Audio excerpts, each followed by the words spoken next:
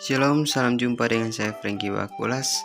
Pada kesempatan kali ini saya akan mempresentasikan tugas UAS mata kuliah Tekpan. Yaitu yang pertama di sini kita akan membahas tentang kayu merupakan hasil hutan yang mudah diproses untuk dijadikan barang sesuai dengan kemajuan teknologi. Kayu memiliki beberapa sifat yang tidak dapat ditiru oleh bahan-bahan lain. Pemilihan dan penggunaan kayu untuk suatu tujuan pemakaian. Mengetahui sifat-sifat dari kayu ini penting sekali dalam industri pengolahan kayu, sebab dari pengetahuan sifat tersebut tidak saja dapat dipilih jenis kayu yang tepat serta macam penggunaan yang memungkinkan, akan tetapi juga dapat dipilih kemungkinan pergantian oleh jenis kayu lainnya apabila jenis yang bersangkutan sulit didapat secara kontinu atau terlalu mahal. Sebagai bahan konstruksi bangunan, kayu sudah dikenal dan banyak dipakai sebelum orang mengenal beton dan baja. Dalam pemakaiannya, kayu tersebut harus memenuhi syarat mampu menahan bermacam-macam beban yang bekerja dengan aman dalam jangka waktu yang direncanakan, mempunyai ketahanan dan keawetan yang memadai, melebihi umur pakainya, serta mempunyai ukuran penampang dan panjang yang sesuai dengan pemakaiannya dalam konstruksi. Salah satu kendala yang ada pada pemakaian kayu hutan, tanaman atau hutan rakyat adalah ukuran mutu kayu yang dihasilkan sangat bervariasi, sehingga pemakai seringkali merasa kesulitan dalam memilih jenis atau ukuran kayu. Kita masuk pada bagian kedua, yaitu sifat-sifat kayu. Sifat-sifat kayu secara kimiawi. Kayu tersusun dari sel-sel yang memiliki tipe bermacam-macam dan tersusun dinding selnya terdiri dari senyawa kimia berupa selulosa dan hemiselulosa atau karbohidrat serta lignin atau non-karbohidrat.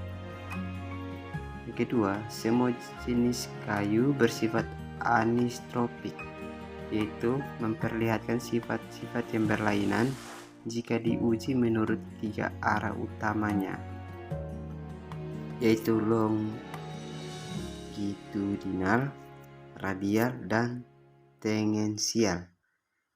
Yang ketiga, kayu merupakan bahan yang bersifat higroskopis, yaitu dapat menyerap atau melepaskan kadar air atau kelembapan sebagai akibat perubahan kelembapan dan suhu udara di sekelilingnya. Yang keempat, kayu dapat diserang oleh hama dan penyakit dan dapat terbakar terutama dalam keadaan kering. Sifat-sifat kayu secara fisik. Yang pertama, berat suatu kayu tergantung dari jumlah zat kayu, rongga sel, kadar air, dan zat ekstra aktif di dalamnya. Berat suatu jenis kayu berbanding lurus dengan BC-nya. Kayu mempunyai berat jenis yang berbeda-beda, berkisar antara biji minimum 0,2 atau kayu balsa sampai BC 1,28 atau kayu nani. Umumnya, makin tinggi biji kayu semakin berat dan semakin kuat pula. Yang kedua, keawetan adalah ketahanan kayu terhadap serangan dari unsur-unsur perusak kayu dari luar seperti jamur, rayap, bubuk, dan lain-lain. Keawetan kayu tersebut disebabkan adanya zat ekstra aktif di dalam kayu yang merupakan unsur racun bagi perusak kayu. Zat ekstra aktif tersebut terbentuk pada saat kayu gubal secara berubah menjadi kayu teras, sehingga pada umumnya kayu teras lebih awet dari kayu gubal. Yang ketiga, kayu yang beraneka warna macamnya disebabkan oleh zat pengisi warna dalam kayu yang berbeda-beda. Yang keempat, tekstur adalah ukuran relatif sel-sel kayu. Berdasarkan teksturnya, kayu digolongkan ke dalam kayu bertekstur halus, contoh giam, kulim, dan lain-lain. Kayu bertekstur sedang, contoh jati, sonokeling, dan lain-lain. Dan kayu bertekstur kasar, contoh kempas, meranti, dan lain-lain. Yang kelima, arah serat adalah arah minimum sel-sel kayu terhadap sumbu batang pohon. Arah serat dapat dibedakan menjadi serat lurus, serat berpadu, serat berombak, serta terpilin, dan serat diagonal atau serat miring. Yang keenam, kesan raba adalah kesan yang diperoleh pada saat meraba permukaan kayu. Kasar, halus, licin, dingin, berminyak, dan lain-lain. Kesan raba tiap. Sifat-sifat kayu secara mekanik. Yang pertama, kekuatan tarik kayu. Kekuatan tarik kayu sejajar dengan arah serat. Kekuatan tarik terbesar pada kayu ialah keteguhan tarik sejajar arah serat. Kekuatan tarik tegak lurus arah serat lebih kecil daripada kekuatan tarik sejajar arah serat. Yang kedua, kekuatan tekan kayu. Kekuatan tekan kayu sejajar dengan arah serat. Pada semua kayu, kekuatan tegak lurus serat lebih kecil daripada kekuatan kompresi sejajar arah serat. Yang ketiga, kekuatan geser kayu. Kekuatan geser kayu sejajar dengan arah serat kayu. Kekuatan geser kayu tegak lurus arah serat. Kekuatan geser miring. Yang keempat, kekuatan lentur kayu. Kekuatan lengkung statik, yaitu kekuatan kayu menahan gaya yang mengenainya secara perlahan-lahan. Kekuatan lengkung pukul, itu kekuatan kayu menahan gaya yang mengenainya secara mendadak. 5. Kekuatan kayu.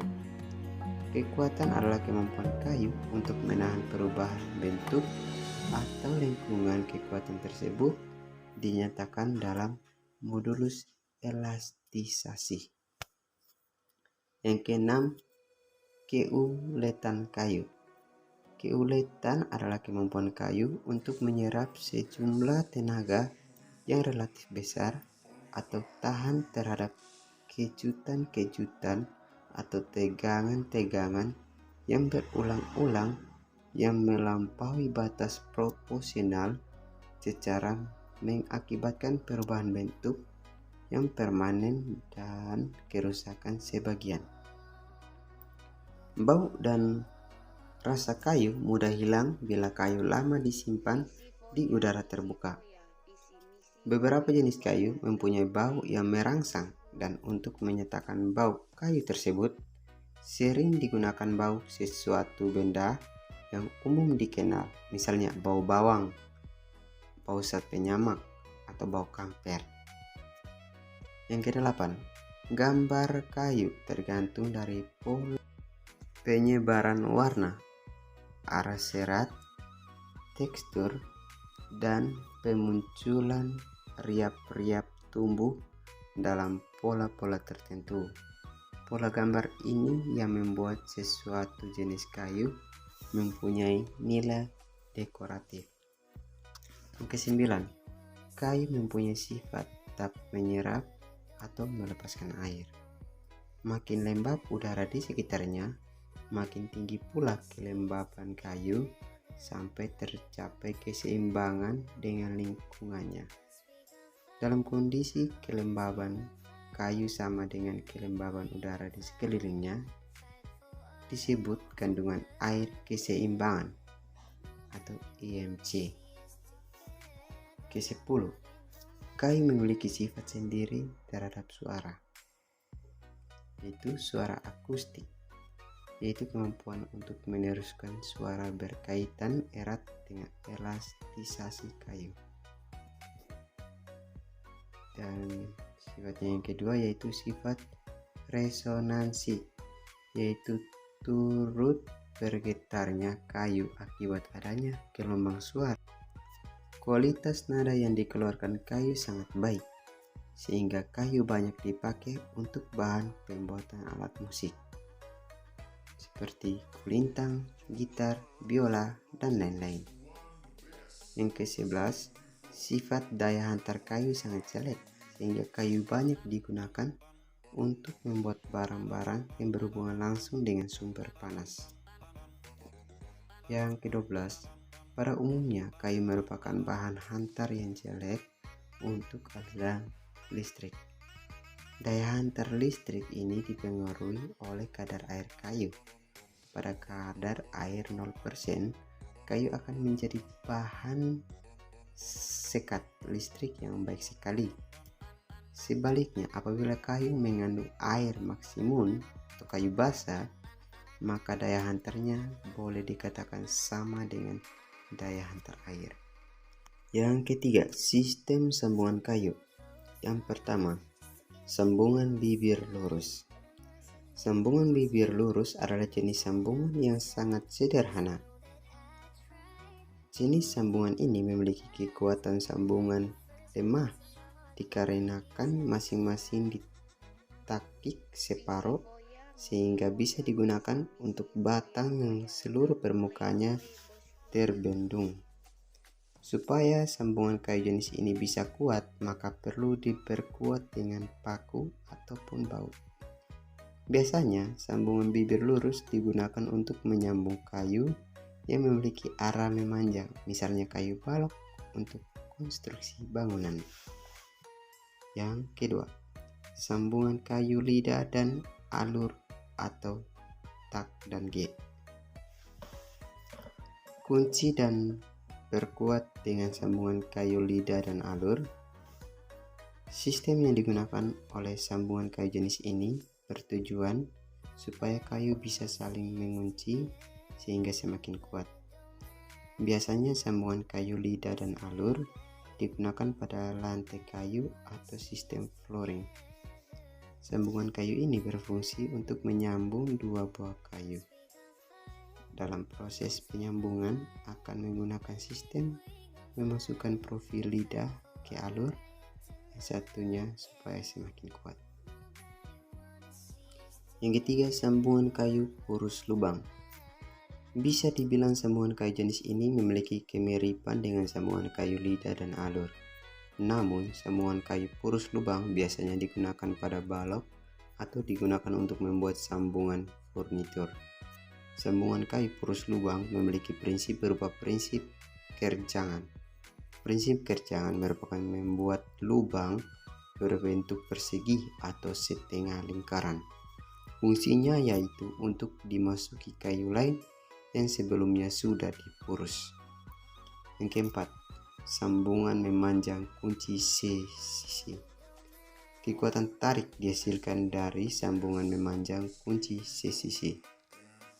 Sambungan memanjang kunci C-isi biasanya digunakan untuk membuat konstruksi kuda-kuda, seperti balok tarik atau kaki kuda-kuda. Tujuannya untuk menghasilkan kekuatan tarik maupun desak yang baik. Letak pengunci untuk balok tarik berada di bagian atas.